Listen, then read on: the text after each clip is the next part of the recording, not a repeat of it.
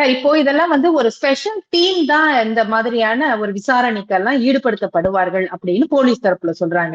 நீங்க சொல்றீங்க head constable தான் வந்து இதுக்கு தலைமை வகித்தார் அப்படின்னு. அப்ப என்ன மாதிரியான ஒரு சிச்சுவேஷன் இருக்கு? இந்த கேஸ்ல மட்டும்தானா இது நடந்திருக்கு? அதாவது வெவ்வேறு வெவ்வேறு வழக்குகள்ல இந்த இந்த இந்த ஸ்பெஷல் டீம்ன்றது வந்து ஒரு விசேஷமான பெயர். கேட்கறதுக்குலாம் ரொம்ப நல்லா இருக்கும்.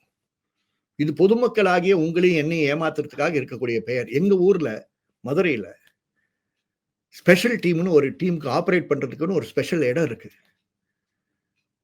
பக்தி உள்ளவர்கள் யாரும் நல்லா என்ன தப்பா எடுத்துக்காதீங்க. மீனாட்சி அம்மன் கோயில் பக்கத்துல எல்லாரும் வராங்க பார்த்தீங்களா, மீனாட்சி அம்மன் கோயிலுக்கு வரணும்னு. அதுக்கு பக்கத்துல எங்க பழைய கமிஷனர் ஆபீஸ் இருக்கு. அந்த பழைய கமிஷனர் ஆபீஸ்ல ஒரு போர்டு இருக்கும், கொடூர குற்றங்கள் விசாரணை பிரிவு. இது எங்கேயாவது முன்னாடி ஆன்லைன் சிஸ்டத்துல கொடூர குற்றங்கள் விசாரணை பிரிவு போலீஸ் ஸ்டேஷன் இருக்கா? போர்டு இருக்கு. அந்த போர்டை வந்து ஒரு 5 வருஷத்துக்கு முன்னாடி நாங்க போட்டோ எடுக்கிறதுக்கு பட்ட பாடு. அது விஷயமாக வழக்கு வர நிலுவையில் இருக்கு. அங்க சிசிடிவி கேமராவே கிடையாது. எவனெல்லாம் துவைக்கணும்னு நினைக்கிறீங்களோ தல்லாகுளம் போலீஸ் ஸ்டேஷன்ல கொண்டு போகாதீங்க, அண்ணா நகர் போலீஸ் ஸ்டேஷனுக்கு கொண்டு போகாதீங்க, கரும்பாலை போலீஸ் ஸ்டேஷனுக்கு கொண்டு போகாதீங்க, நீங்க புதூர் போலீஸ் ஸ்டேஷனுக்கு கொண்டு போகாதீங்க. நீங்க கொண்டு போக வேண்டியது கொடூர குற்றங்கள் விசாரணை பிரிவு கொண்டு போனீங்கன்னா அங்க எல்லா ஆயுதங்களும் இருக்கும். அங்கதான் ஸ்பெஷல் டீம்ஸ் ஃபங்க்ஷன் ஆகும். அவங்க யாருக்கு அடியில் இருக்காங்க, யார் அவர்களை அனுப்பினார்கள் என்றெல்லாம் உயர் போலீஸ் அதிகாரிக்கு மட்டும்தான் தெரியும். அங்கதான் சட்டத்துக்கு புறமான சித்திரவதைகள் நடக்குது. நான் பொறுப்போட சொல்றேன், இந்த வாரம் உலக அளவில் ஐநா சபையின் சித்திரவதையால் பாதிக்கப்பட்டவர்களுக்கு ஆறுதல் கூறுகின்ற வாரம்.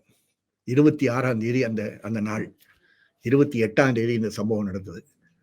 தமிழகம் தலை குனிய வேண்டிய நாள். இதே 22ஆம் தேதி 5 ஆண்டுகளுக்கு முன்பு ஜெயராஜ் பெனிக்ஸ் இதே மாதிரி சித்திரவதை செய்யப்பட்டு கோவில்பட்டி சிறையில் 22ஆம் தேதி இரவு மகனும் 23ஆம் தேதி விடியங்காலையில் அப்பாவும் மரணம் அடைந்தார்கள். இந்த மரணத்துக்கு காரணமாக இருக்க 9 பேர் இன்னும் சிறையில் இருக்காங்க. ஆனா வழக்கிலேயே சேர்க்கப்படாத வெண்ணிலா டாக்டர் இருக்காங்க, மறந்துடாதீங்க. வழக்கிலேயே சேர்க்கப்படாத சரவணன் ஜுடிஷியல் மேஜிஸ்ட்ரேட் இருக்காருன்னு மறந்துடாதீங்க. வழக்கிலேயே சேர்க்கப்படாத சப்ஜெயில் சூப்பரண்ட் ஒருவர் இருக்காருன்னு மறந்துடாதீங்க. இந்த வழக்கில் ஜுடிஷியல் மேஜிஸ்ட்ரேட் முறையாக வேலை செய்ய முயற்சித்தார்.